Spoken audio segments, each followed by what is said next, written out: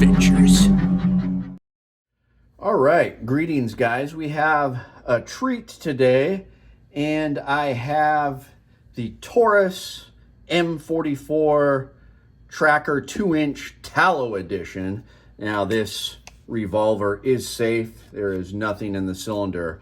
But this is a very interesting revolver because it is the Talo edition. And I looked up Talo. It's kind of like Lipsy. They are a distributor and they offer exclusive editions, kind of like deluxe models, usually with a few just kind of special features of different brands of guns. And they went ahead and offered that with the Taurus. The only thing I can think of that's changed about this compared to a regular tracker is that it's a 2-inch barrel.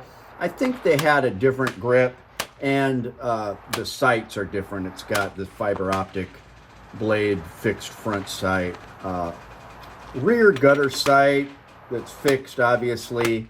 That might be part of the special thing too. But I have had a Taurus Tracker 44 before, and I really enjoyed it. Now, I'm not going to lie, Taurus gets a bad rep.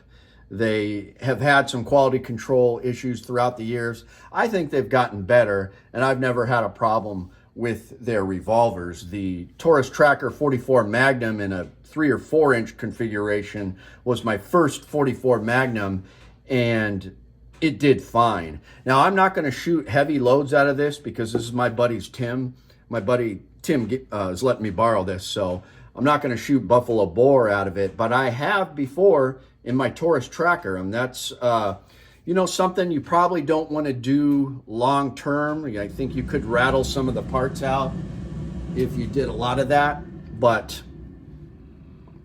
if you had to carrying out in bear country, absolutely would I put buffalo bore in this. Now, this is a very light gun. I mean, this is going to kick hard. It's almost 32 ounces, 31.2 ounces. So for a 44 Magnum, it's a very small frame. They call it the medium frame. I think it's similar to like a K frame. It fits a lot of those holsters.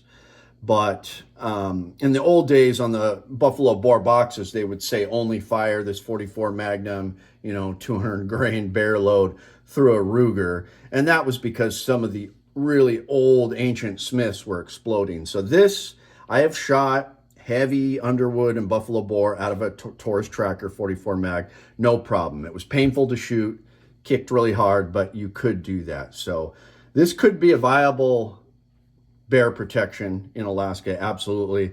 And the thing about it is it's handy. It's really small. I mean, this is the size of a lot of 357 Magnums I own. You could really carry this comfortably. You could conceal it well. If this was my gun, absolutely, 100%. I would take it to my gunsmith. I would shear off this hammer, make it a nice spurless hammer or whatever. That'd be all smooth. There'd be no hammer sticking out of there, so it'd be double action only. And I would carry 44 special loads through this because you can't fire 44 special through it for self-defense. And I would just carry this as a self-defense revolver, and I think it would be a beautiful thing. I really like the fiber optic front sight. Everything Talo edition that they put out, I like. But like I said, there's nothing different as far as the general makeup of the gun, except for the shortened barrel with no ports. A lot of the Taurus Trackers will have 3 ports up here to mitigate some of that recoil. The one I had didn't. It was weird because I went to the gun shop and I told them I wanted the one with the port, and then when they boxed it up for me and I brought it home, they had no ports. They gave me the wrong gun, but whatever. Very interesting gun. We're going to take it out to the range and just shoot some, range 44 mag ammo through it, maybe some 44 special. But such a small gun. It's pretty handy. One downside is the cylinder is 5-shot, not 6-shot. I don't like that. I think revolvers should be 6 shots because they've already got limited capacity. You cannot adjust the rear sight, obviously, so we'll have to see how it does. Looks like you might be able to adjust the front sight a little bit. It's got a transfer bar safety.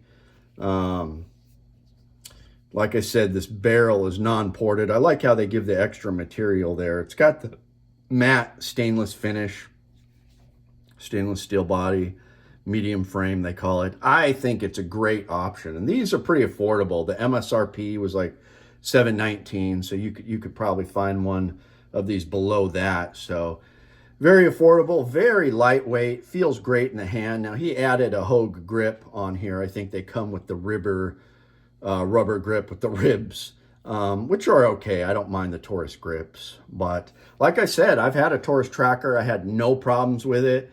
Never malfunctioned on me. I shot heavy buffalo bore ammo out of it. So I don't know. For Alaska, I'm really liking this 44 Magnum. I wish I had one of these.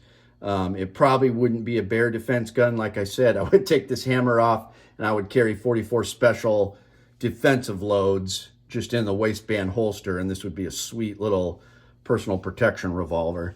5-shot, which is a bummer, but kind of interesting crown too. That's not like a traditional crown. The barrel's reset a little more in there, but it looks good. Just a sharp little revolver. So I have to hand it to Taurus and Talo for putting this out. So we'll see how it shoots, and let me know what you guys think. I've always liked Taurus, even though they're kind of like a budget-friendly beginner's gun. I still think it's a good option, so I'm a fan. Let me know what you guys think, yay or nay.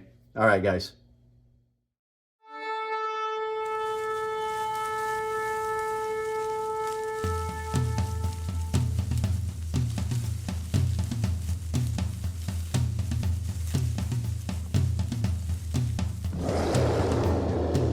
Chuke's Outdoor Adventures. Chuke, is that you?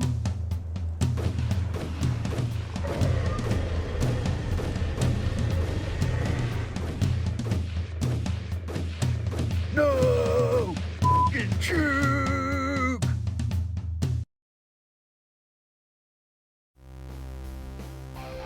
My name is Chuke. I like to trade my guns just for fun, but now I have none. Oh, look, get shot by a bear, but I don't care. I got a 10mm.